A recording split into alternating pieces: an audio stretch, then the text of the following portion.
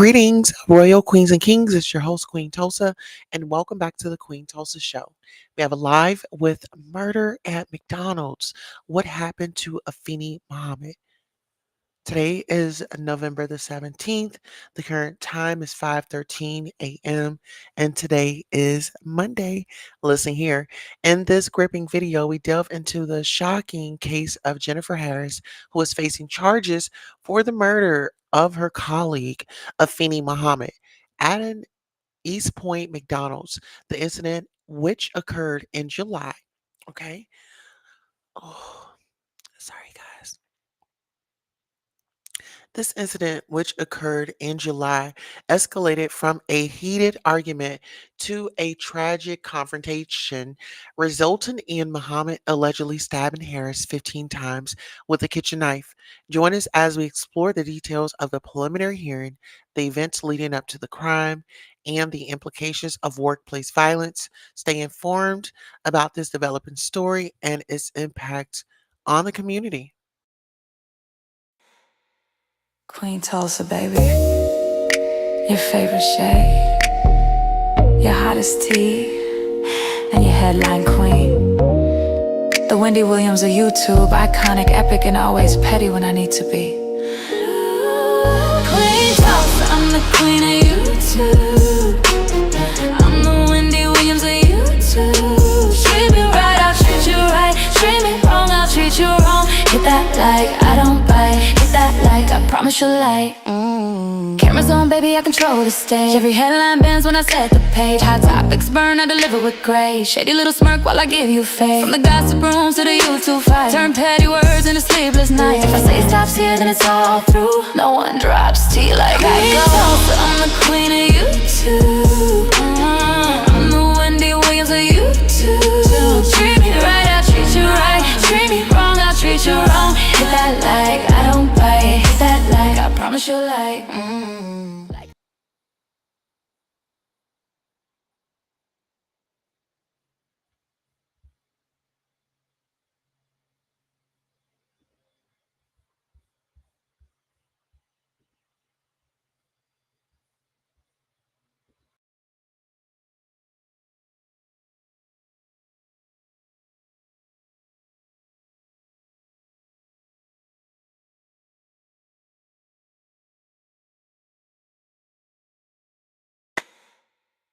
Queen Tulsa, baby. Your favorite shade.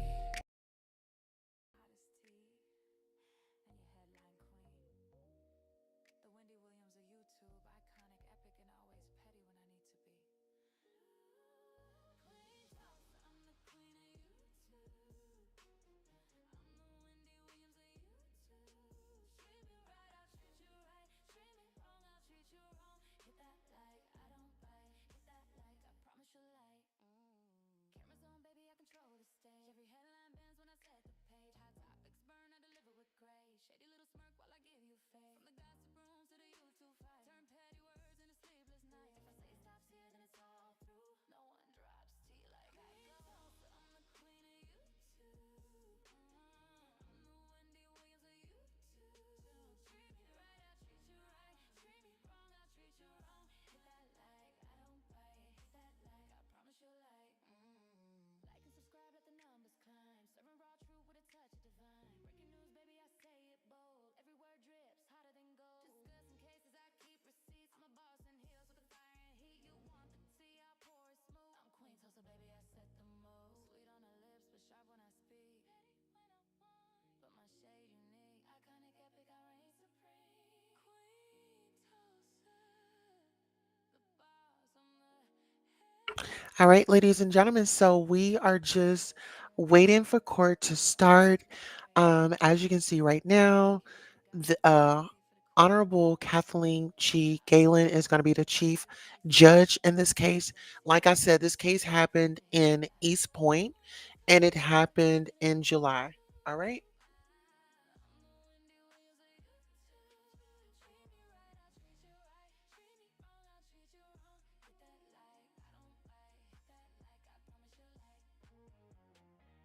And remember, if I say it stops here, it stops here.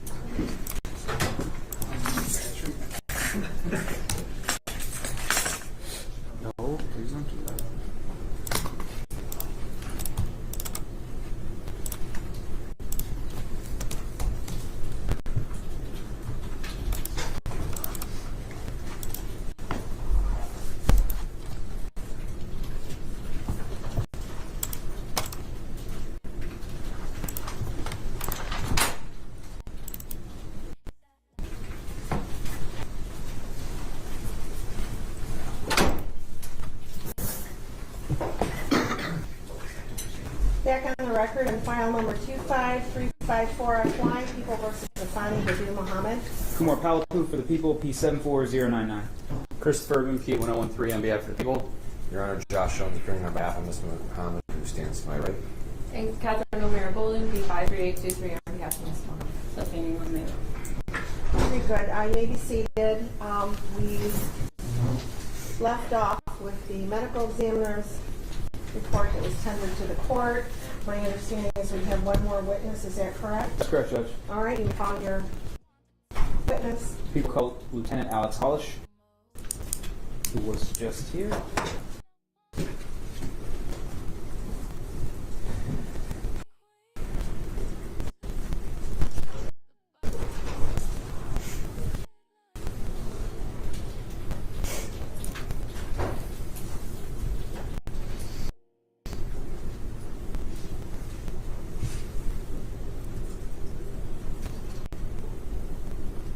While we're waiting on that, Judge, as far as I see, the only people that are in the gallery and are people from the media, our victim advocate in the courtroom, myself and Mr. Urban, the public defender's office, and some camera from media, and of course your staff.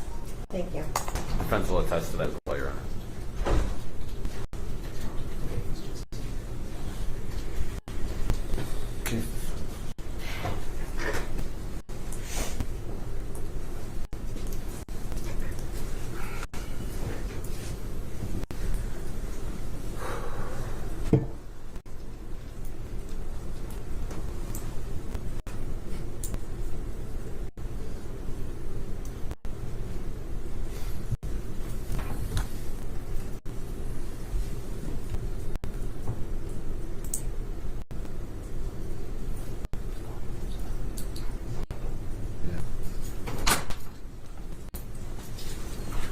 Good afternoon, Lieutenant. Please raise your right hand. Swear that the testimony that you are about to give is the truth, the whole truth, and nothing but the truth, so help you God. I do, Your Honor. Put your hand down. State your name for the record. Detective Lieutenant Alexander Hollish, Alexander Common, H-O-L-I-S-H. Thank you. You may proceed. Thanks, Judge. Where do you work, sir? Eastland Police Department. How long do you work there? About 18 years now. And what's your current rank and duties? Currently, I'm a Detective Lieutenant. I'm in charge of investigative division for the department. What were your duties on or about July 10th of 2025? I was in the same capacity as a Detective Lieutenant. And at some point in time, did you get contacted to conduct an interview with us? I was about, it was probably shortly after 8 a.m. And at that point in time, what did you do?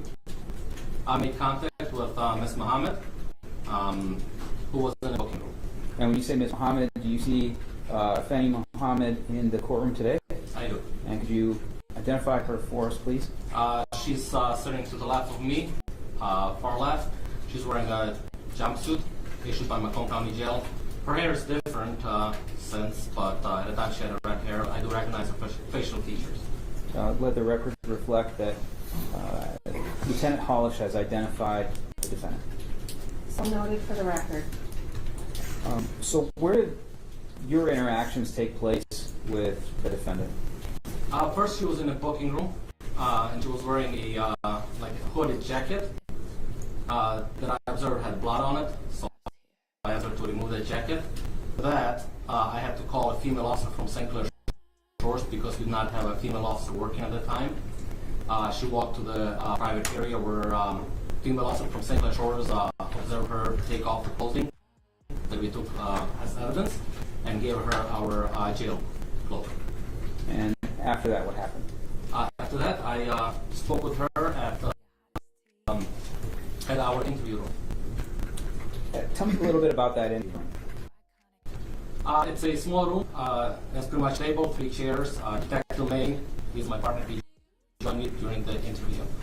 It's equipped with a camera and microphone. There's a small filing cabinet and that's it. And before interacting with her as far as talking about things, was there anything that you did first? I observed dried blood on her hands, and I asked her if I could collect Detective May read Ms. Muhammad her rights. As far as the right for us, if she would waive her search rights, because technically it's a search. She agreed. She signed the form. I used the distilled water and the cotton swabs to collect dry blood from each of her hands. And as far as her rights that were given to her by Detective May, were you there at the time that occurred? I was. May I approach, Your Honor? You may. Sure. Yes. Interrogation. Approaching with people's proposed exhibit, I believe is 6. Constitutional rights, sir. Yes. First, she was giving the form rights to search. Yes. That's what we talked about, not this right. Correct. But those, That's eventually Detective May did give constitutional rights to offending as well. But I'm talking about to collect the bond. It was a consent to search form. I understand. And as far as the form here, when did this take place? Right after I collected blood, Detective May read Ms. Muhammad her constitutional rights directly from the form. She initialed next to each right. She signed the form. I see my signature on it, and I see Detective May's signature, recognize his signature on it as well. Is it dated? Yeah. What's the date? 7/10/25. At this point, it's 8:56 a.m. Does that accurately reflect the document that,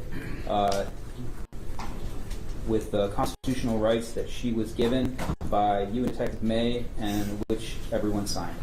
That's right. It's a copy of it, actually, but yes. Okay. And during this period of time, while she was being given her constitutional rights, are there things that you look to when you're giving rights to determine if someone is intoxicated? Well, we asked how far she went to school. She said she graduated high school. She stated she could read and write. She indicated she was not intoxicated. She was not on any drugs or alcohol. I asked her how much she got sleep the night before. She said at least 8 hours. She did indicate that she slept in her vehicle because she was currently homeless, but she said she's been doing it for a while now, staying out of her car. So that was a conversation. Any concerns that you wouldn't be able to have a proper interview with her? She appeared lucid. I did not see any signs of intoxication or anything like that. So I believe she was okay to talk to me. Before I move to Exhibit 6, I just want to hand over things to Josh Jones in case he wants to voir dire on voluntariness. Not at this time, Your Honor. Okay. Then people move to Exhibit 6. Number 6 will be admitted. Thank you, Judge. Tell me a little bit more. After the rights are signed, what's the next step for you in that interview with Detective May? Usually we ask a question of what happened. I believe Detective May asked if she knew who Jennifer Harris was, and she stated she did. Was this a recorded interview? That's correct. Have you reviewed it prior to today? I did. And does it accurately reflect the interview that you had with the defendant on July 10th of this year? The video that I reviewed that was attached to the comment, yes, that's an interview. I assume you're going to play, but for me to certify it, I would have to see it. Okay. One moment.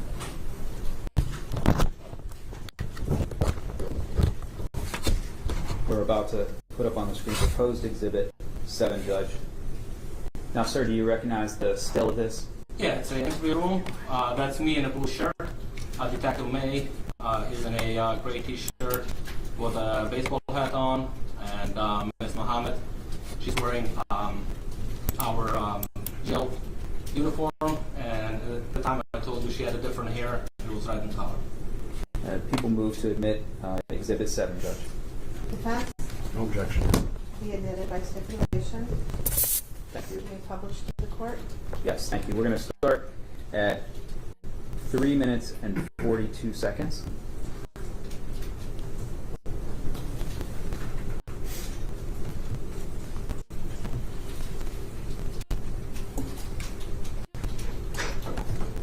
Is the volume up on the TV?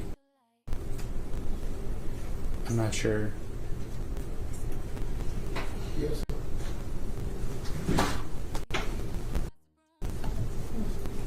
one moment. Try to open that closed.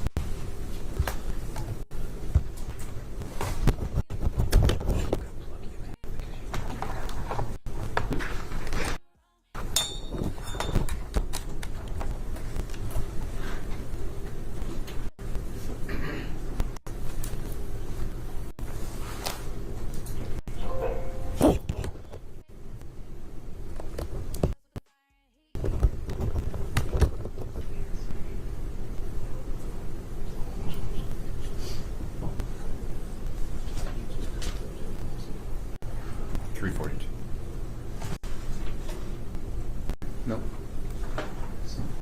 Just the audio. Okay, there's rights that you have. These protect you. They also protect myself and protect ours. This is called the Eastern Constitutional Rights Certificate of Notification. I am going to be reading your rights 1 through 5. Okay. And when I read these rights, I need you to verbally say, I'm going to ask you, do you understand your rights? I don't want you to do this. No. Just say yes. If you don't do this, just say yes. Okay. Number 40. Okay. All right. Okay. No one. I have a right to remain silent, and that I do not have to answer any questions put to me or make any statements. You understand? Okay. Number 2. Any statement or anything I say can or will be used against me in a court of law. Understand? Okay. Number 3. I have a right to have an attorney, lawyer present before I answer any questions or make any statements. Understand? Okay. Number 4. If I cannot afford an attorney, lawyer, one will be appointed for me by the court prior to any questions. Understand? Okay. Number 5. I can decide at any time to exercise my rights and not answer any questions or make any statements. Understand? Okay. So what I need you to do, I'm going to have you sign this, and then 1, 2, 3, 4, 5. Just put your initials.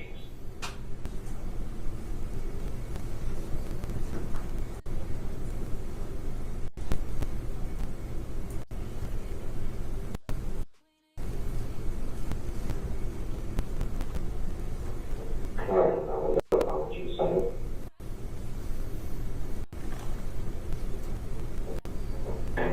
Okay.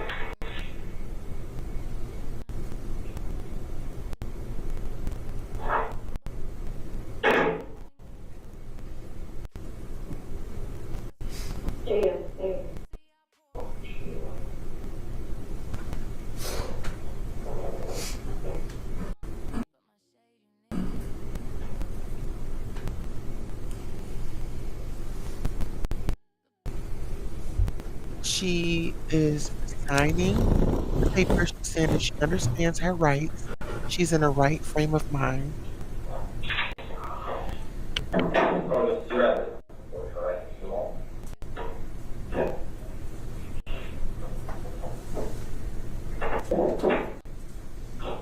What's your highest level of education? Where'd you go to high school at?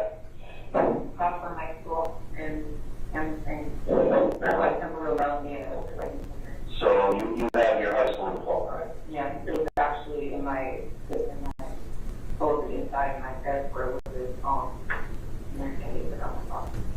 Okay. So you know how to read, write, spell, all that. Smart girl, aren't you? Smart. What'd you know? What's your favorite class? I like Italian because I like I can learn language. You know, a little far. Little. That's all we know. Okay. We're going to get down to business. How hard is it going to be? It's going to make you better. Okay. Where do you work? I work Was it located in Eastwood? Any drank anything today? Prescription medication or what? Last night? Yeah. How many hours? Like 8.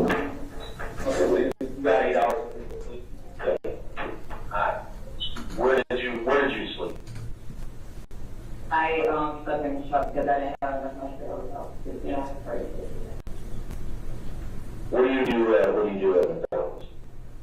Are you a cook? Or I prep food, and then also I'm basically customer service.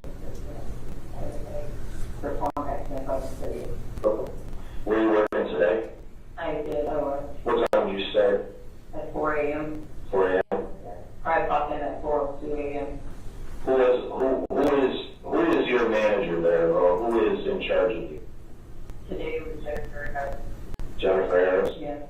Okay, do you have any sort of issues with Jennifer Harris? I had an issue with how I had to clock out 3 times in a row just because she was bullying me and there was no reason for me to have to, like, and she clocked me out without me knowing. So I was working for 3. Was this today, or was this prior? That was today. Okay, so has any time prior to this day today, did she make you clock out or not? Yes. How many times? It Once? happened, just missed the very time this week. Third time this week? Yeah. And can you tell me why do you think she's doing that?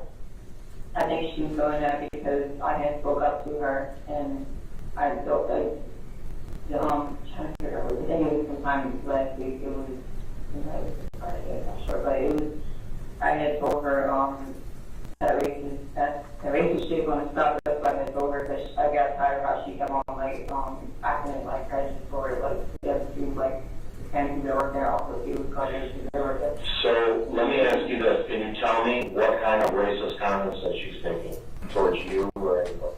Give me an example. Yeah, like, so sometimes when they look in their phones or something, and like, this one time, the guy they bought his showed her on her phone was like a Caucasian girl, she had like about 5 countries. And she was like, that's KYD, and that's what she had said, and, you know, and then every time. So stay with me, so B meaning bitch, right? Yeah, yeah. Okay. Has she ever used any derogatory words towards you that, give me an example of what she was calling? She said that she was blood one time to me, and she said she wanted her gun her children, but it just like made me feel like I'm scared of her, and she's a bully kind of person. Did she say anything racist to you today? No, she didn't say anything to me that. The only thing she said to me was, you can clock out now. And then I was like, I'm working my shift today. Like, you know, I didn't do anything wrong. Did you leave after she told you that? I stayed, I started working my shift, so I stayed there, I just kept working. Nobody came over there to relieve me, so I just continued to catch everybody else, you know. And then I just happened to look at the app and see that I actually clocked out. I didn't know she clocked out at 6, I didn't even know I was still working. And that's when I had said, I didn't know you clocked out, you didn't even tell me that I'm not talking to you, so I didn't know you would leave. So what did you do after that? Did you leave? Yeah, I left. I said, this is wrong. I said, you keep bullying me, this is wrong. Where did you go? I went to the shop and then I had drove went to the skate park and skated a little bit. Okay, So it was after I left it, like someone moved.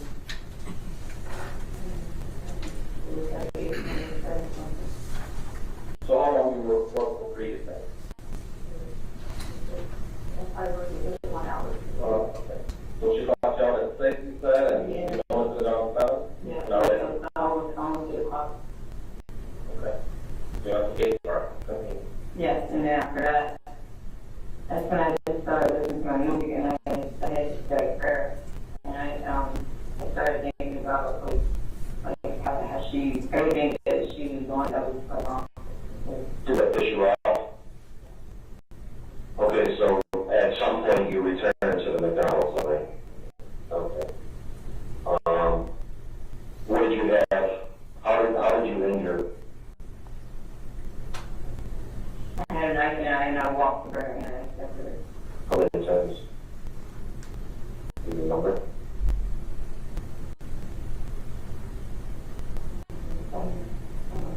Where'd you stab her at?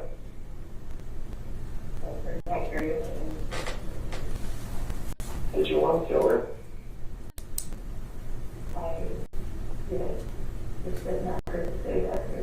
I can't hear the That's response. what I felt. Play that back, please. How many knives did you have?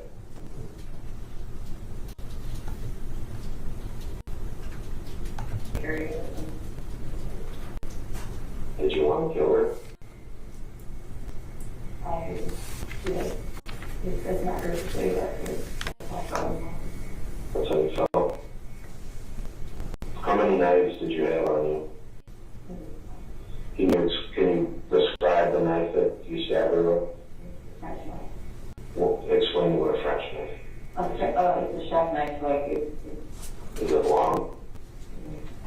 Okay. Did you walk up behind her? Did you guys argue? And you just walked up to her? Show me how you did it. You walked up to her and you just started doing what? Show me how you did it. You can stand up. It's okay. So if I'm Jennifer, show me. Okay, so I had her up in the shirt. What color? I had her up in the shirt. What's the shirt? Is that the one that you had on? And then so I'm Jennifer, and you have the knife in your hand. I need you to show me how you do that. What did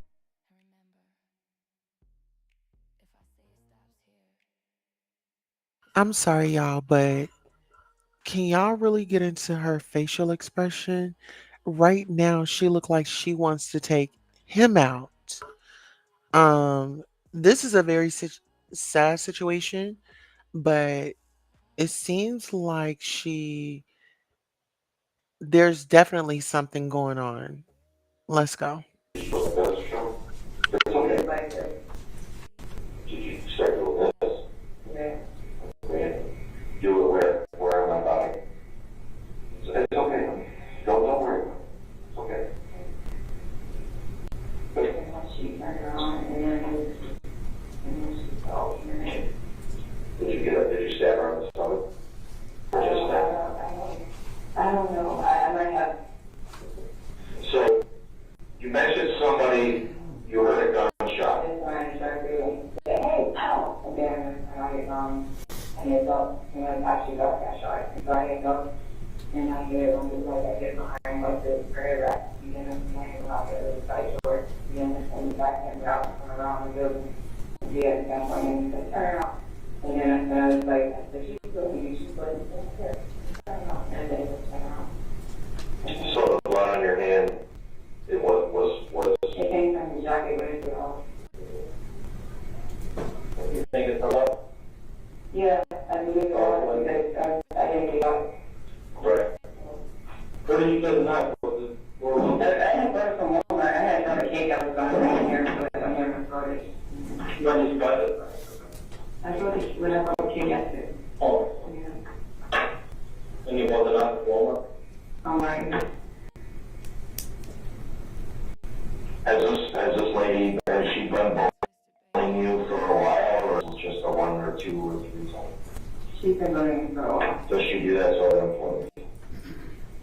She has been bullying. It was one of the girls she recently stopped messing with. Because now I guess I turned out to be what she wanted to bully, but she has been bullying for a very long time. She played her little gangster music, and she don't like how I play classical music. She doesn't insult me. Because I'm not like her, and she's like, she always saying comments like, I know you all supposed to look out for each other, and can't cover it, and then she would say things for like other coworkers, and then the day before yesterday, she talked about me to like the other coworkers. She was like, she pissed me off because sometimes customers hold me up at the window, and it like take a long time, and they hold the time up, and they start like yelling at me. But it's like sometimes I can't rush a customer up there looking for their money. So. Well, just so that I could get like an idea of where your headspace was when you were stabbing her. Well, how did that make you feel? I can be honest. Yes. It's not wrong. Yes. Yes. Okay, I felt that it spoke to him because I felt like I felt like she had like people under oppression who wasn't her to be free. She was going to be in there. So that's how I felt when I was seeing it. And I felt like if that's what I'm supposed to get, and that's what and if somebody want to take me down, then I would do my best to fight the situation. What about now? Do you feel any more literally? So like you said, like Do you feel bad about it, like remorseful that you did it, or you feel I don't relieved? feel like I feel relieved that you did it. I feel better. Feel better? Yeah, but I'm not a cold person. That's why I sound crazy to understand that. I'm being honest. you feel the weight of the world. I feel like she was direct to people. And she kept talking about her gun she had, and Have you ever seen it down there? Or did she ever pull it out and point it at anybody or say, hey, come here and check out my piece, or, piece me? No. It's just what you thought in your head at the time, right? Because of the way that she talks, like, she's a gangster. You know what I'm saying? On blood, on this, and blood mean gangster, right? yeah. What car is the handle of do you know where it's at tonight? So you left it behind the store? Did you, after the shot was fired, what did you do? Besides, bringing it in? Did you No, I had up when I heard it hit the rack and then up and then kind of caught on the floor and I ran out to the other side of the door. And I went kind of ran to the shop. And then Then I walked out with the light green yellow shirt on. It's like a neon shirt. what kind of truck is that? It's a 1500 Silverado 2021. Short truck? But it's Wayne's truck, Wayne Fisher. Like we share trucks. Like we're kind of 60, we just turned 51. Because basically we were living together. Is that on, Yeah, we were living together, but we got to fix it. It was like a lot of things to take care of. So, I'm working with girl pop over to use my day partner and do my activity.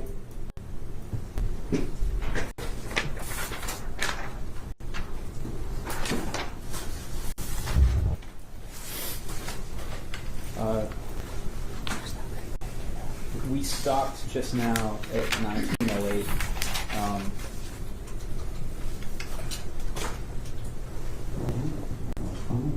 And Detective T, to the best of your ability, that was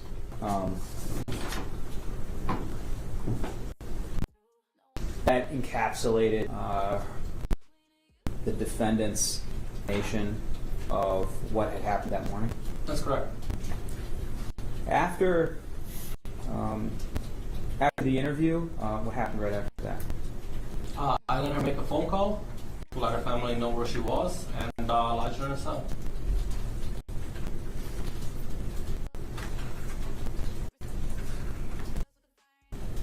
One moment.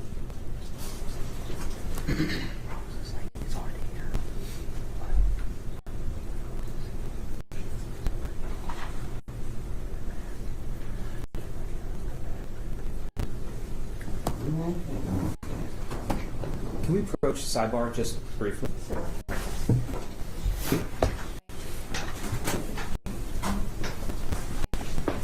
Should get to this way.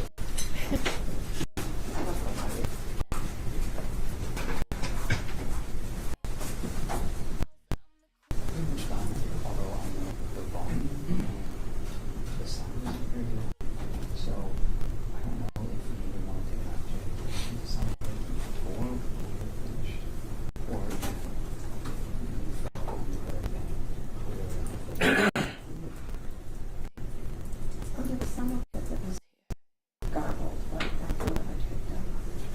But I'm going to take some time to conclude it. To you, so do you have it on the computer? Yeah.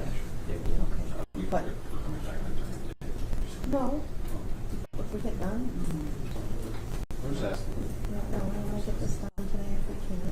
If I need time, I'll let you know. Yeah, no, I was just asking, Jeff, sorry. No problem. Thanks, Jeff.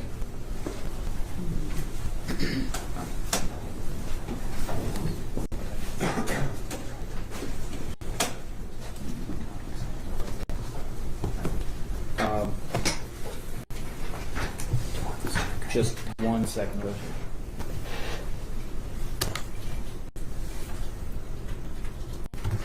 I have no further questions of this witness.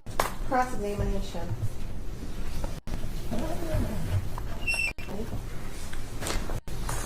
Just one moment, Judge.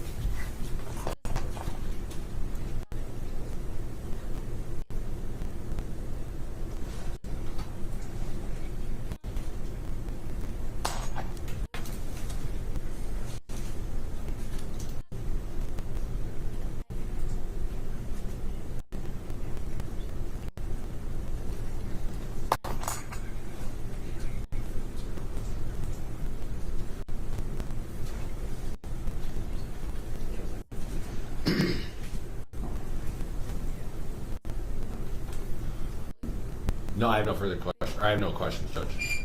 Very good, you may be excused. Any further witnesses on behalf of the people? No, Judge. Any witnesses on behalf of the defense? None, Your Honor. Very good. You want to take a few minutes for argument, or are you ready? I'm ready. I can. Okay. Argument, please. Thanks, Judge. Judge, today you've heard from 6 witnesses, but effectively 7 because of the interrogation. So you heard from Devontae Pace, Officer McLaughlin, Luke Moreno, Deborah McMillan, Lieutenant Hollish, and of course the interrogation brings in the statements of the defendant and her explanation of the things that went on. Turnage? Sorry, Kashana Turnage, then Lieutenant Hollish is 6, and then the defendant's statements through the interrogation that is her explanation of what happened and why she murdered Jennifer Harris. One of the interesting things is that we all understand now through what the witness testimony was from Ms. McMillan that the defendant was irate that when she came to work, Jennifer Harris confronted her about not working and clocked her out. The defendant sat there for about an hour, intermittently working, and then discovering that she had indeed been clocked out, and then was told by Ms. Harris to leave. And she did. She left. She went to a skate park. She told Lieutenant Hollish that while she was there, I believe she said she prayed. And she thought about everything that happened and then everything that Jennifer Harris was doing wrong. And despite having that time to contemplate on everything, she went back in about an hour's time. And when she went back, she had a mask. She bought a knife that she said she bought from Walmart. And she walked through the back entrance where Mr. Moreno said that he looked over and saw the defendant walking up, masked. And she said very calmly, and he said she walked calmly, "Don't worry, I work." She proceeds to walk through, and as Miss Harris is working, prepping the food, she sets upon her and begins to stab her. There was no argument. There was no talking. And as we saw from that video, the defendant stabbed Jennifer Harris around 13 times all over her body, but specifically vital areas. She stabbed her in the neck, the chest, the scalp, and there are 23 individual sharp wounds that the medical examiner's office identified, some of which being 4 inches deep, through her neck. All of those were aimed at areas where even one strike person. And when she was interviewed, she admitted that she went in there to confront her, to kill her, that she intended to kill Jennifer Harris. And when she did this, it wasn't in a manic state. It wasn't some outburst. She came in calmly to do all these things. She was prepared. So, as far as what you've heard and what I've got to prove today with count 1 and count 2 is with premeditated murder, the law says that premeditation and deliberation may be inferred from circumstances surrounding the killing. And there is 2 cases, Tilley, 405, 38 at 44, and 1979 case. Jolly, 442, Mish, 458, at 4:66, and that's 1993. Oh, the premeditation and deliberation. Sorry, 442, Mish. 458 at 466. That's a 1993 case. Thank you.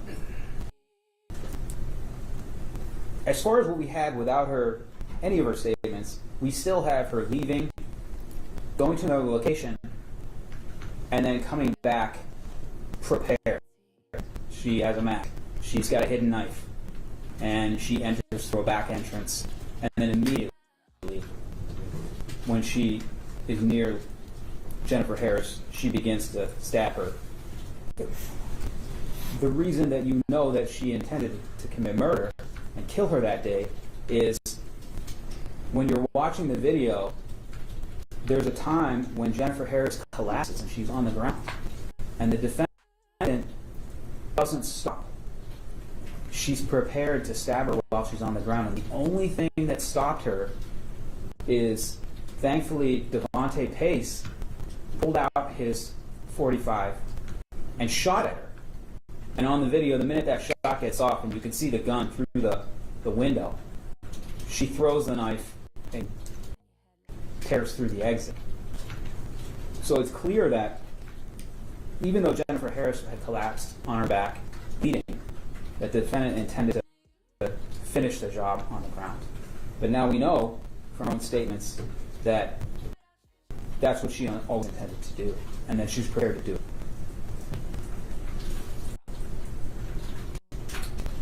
One more.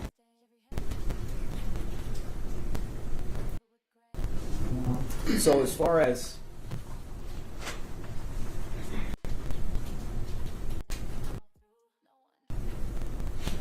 her and what her motive is, I don't have to prove motive. We know those things are, and we know why she did what she did, and that she intended to do it. As far as count 2, dangerous weapon, carrying with unlawful intent, we heard from Ms. McMillan that the knife that she saw the defendant using was somewhere between 5 and 7 inches in length.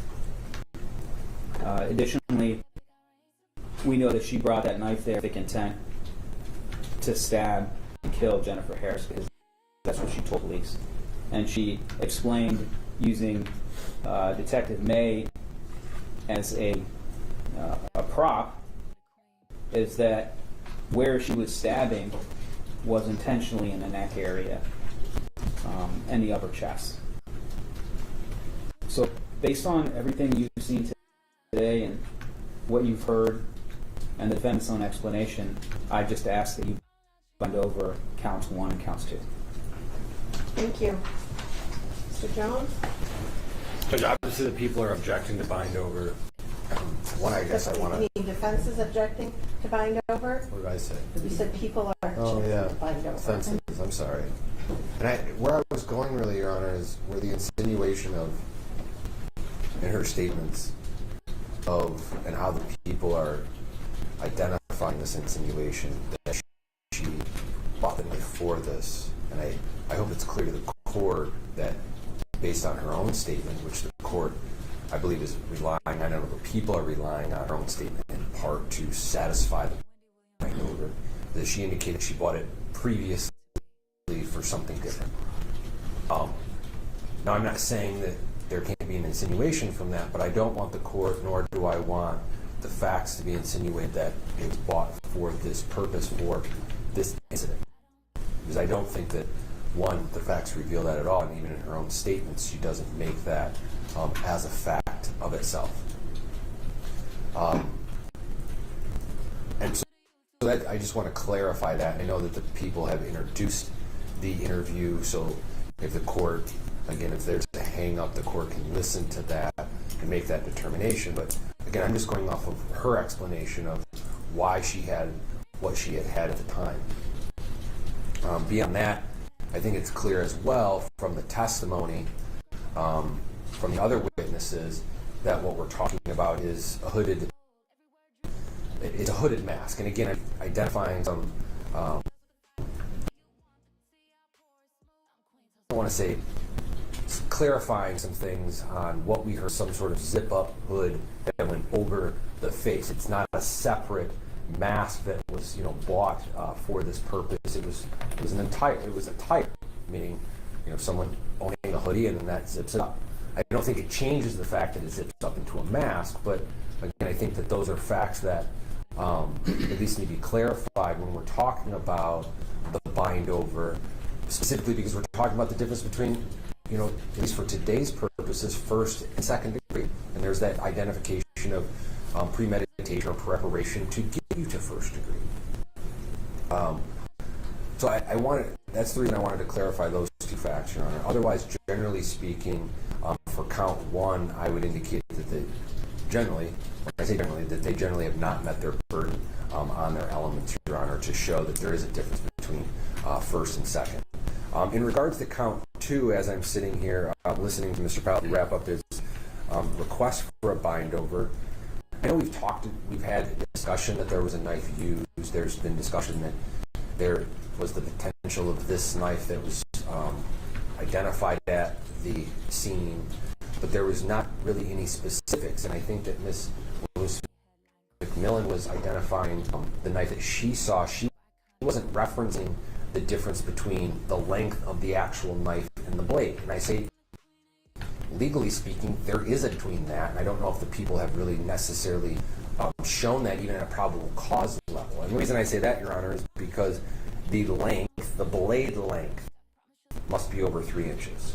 And the only thing we necessarily had from Ms. McMillan is that it may be between 5 and 6, and she's just referencing the size of the knife. We don't have anything specific to the blade, which is really what the requirement is for count two. We have no officer that identified that they collected it. We have an officer that says, well, they should have collected it, or they did collect it, but he couldn't testify beyond that. He didn't testify who collected it, whether or not they had the knife, or even presented a photo of this being the knife in some sort of reference to what length we're dealing with. And so with lacking on that, I think we have some testimony there, but we don't have the specifics that we need, even at a probable cause standard, to identify that for that particular count. So in regards to my objection, Your Honor, again, I leave it to what I've already said about count one, and then with count two specifically, I think they lacked on that proof. So I would ask for a dismissal on both, but more specifically on count two. Thank you. May I, Judge? You may. And I guess maybe I didn't understand. Tulsa, baby.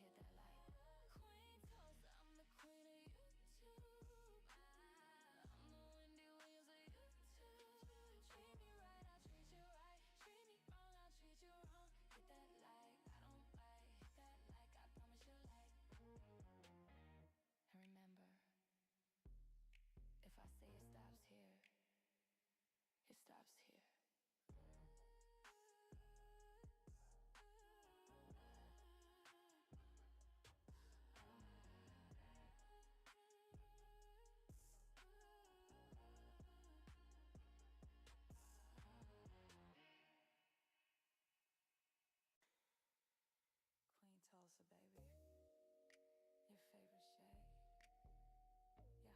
shade, your hottest tea, and your headline queen. I never wanted to have anybody believe that I thought she bought that specifically for killing Miss Harris. I appreciate that.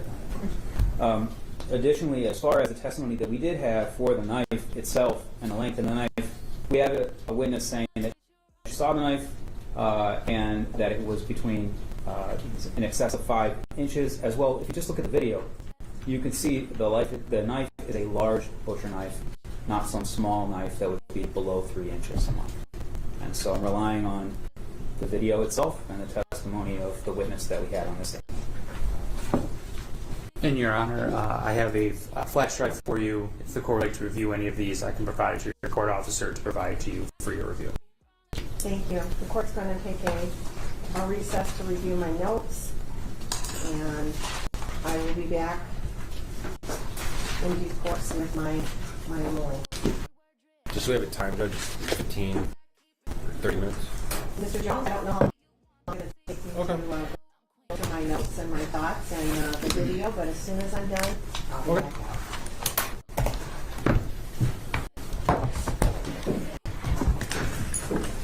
Do you have the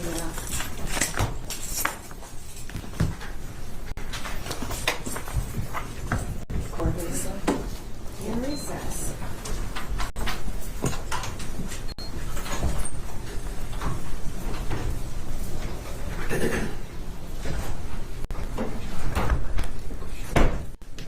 No? Oh, yeah, all good. Thank you. If I say it stops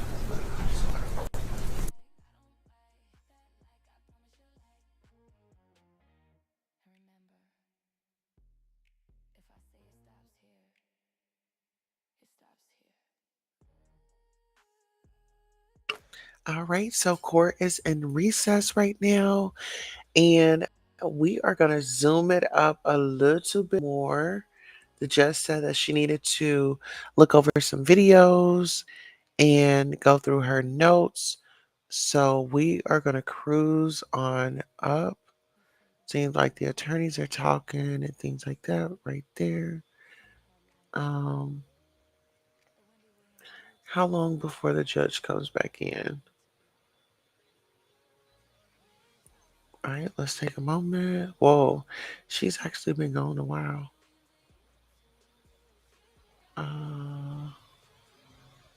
Okay, it seems like she's gonna come back. Okay, here she is now. All right, so let's go ahead and take a listen.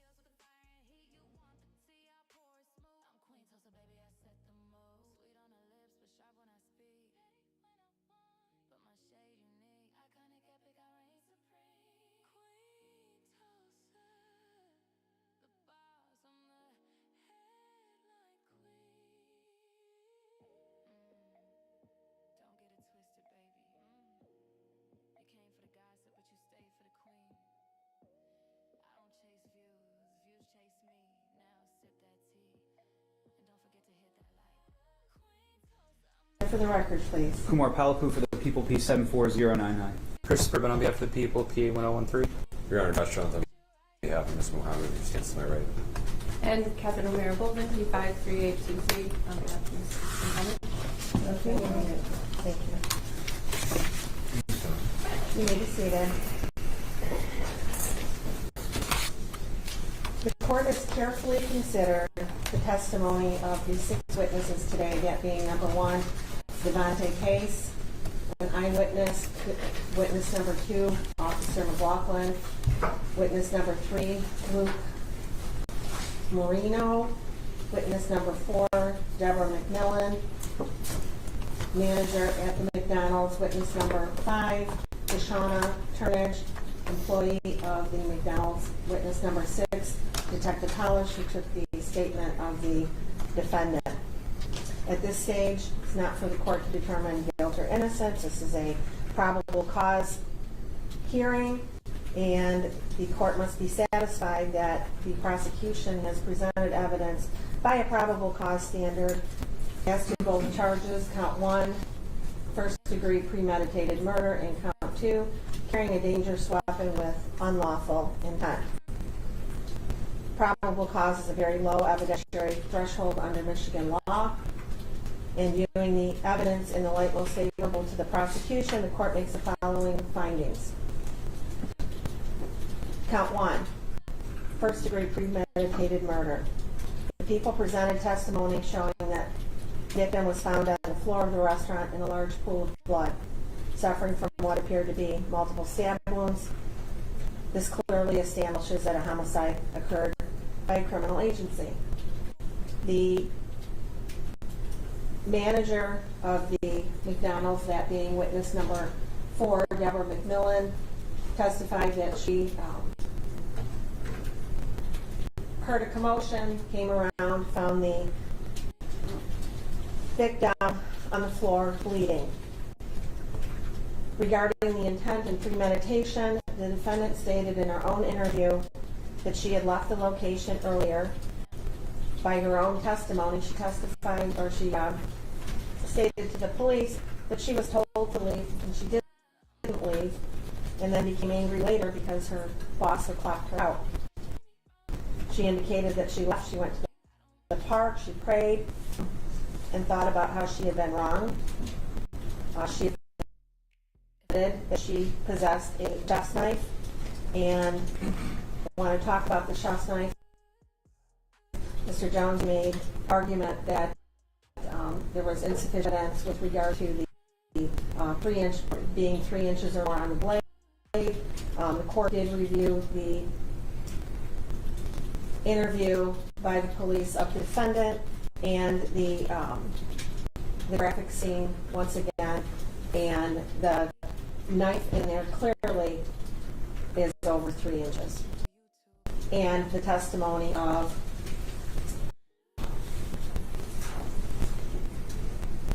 Deborah McMillan that the blade was it was like 6 inches. We don't know if the knife or not, but in the video of the stabbing, you can see the blade of the knife. The knife was rather large, and by the defendant's own statements indicated that it was a chef's knife. So, that being, she admitted that she possessed this knife. She admitted that she wanted her dad. I think her statement to the police was, I felt like I wanted her dad. I'm not a cold person. Another thing that was interesting, or not interesting, that's a poor choice of words, corroborates the testimony of number 5, Shauna Turnage.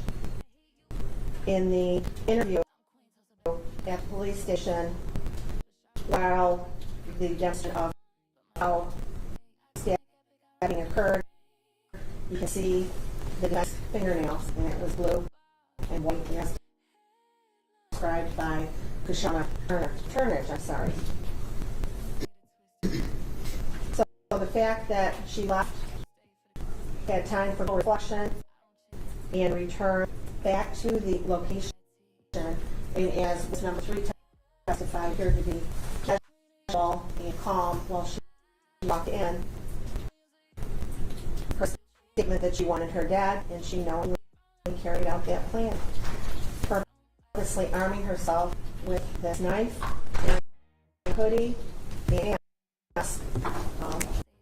As witness number 4 testified, appeared to be a Jason mask, and witness number 3 testified that it looked like a ski mask. Taken together, this evidence is more than sufficient for a person of ordinary prudence to reasonably believe that the defendant intentionally, with premeditation, killed the defendant by a probable cause standard. The court therefore finds that the people have met their burden as to count 1. As to count 2, carrying a dangerous weapon with unlawful intent, testimony clearly established that the defendant possessed and carried a long chef knife. The defendant admitted that she brought the knife for the purpose of stabbing the victim, and she did in fact stab the victim with that weapon. The unlawful intent requirement is fully supported by her statements and the eyewitness testimony. Accordingly, the court finds probable cause exists that the defendant carried a dangerous weapon with intent to use it unlawfully against another person. So for the reasons stated on the record, the court does find that the prosecution has met their burden as to both counts. There is sufficient evidence as to each element of the offenses charged. I therefore am binding the defendant over to circuit court for further proceedings as charged. Do we know who the arraigning judge is in this matter? Judge Massaroni, Judge. That's correct. Judge Massaroni, here's his arraignment on the information on Tuesdays at 9 a.m. for in custody. It'll be December 2nd, Judge. I'm sorry. We picked December 2nd. Be December 2nd at 9 a.m. Judge Massaroni, I need you to fill out the cap sheet. I'm doing that now, Judge. And I want to thank both sides for our professionalism. And that concludes this matter for today. All right. Have a nice weekend, Judge. Thank you, Your Honor. We will provide the form as soon as it is completed. Thank you.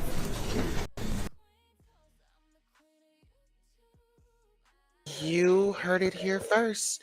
So the judge is going to go ahead and move this case right on to the circuit court, and there will be a trial. Okay, there will be a trial, and Jennifer Harris lost her life due to the young woman in the East Point stabbing. And so the courts find her able to stand trial. So that's what we have. We'll be back here with some morning news. Make sure you get your coffee and all that good jazz, and we'll see you back here in a little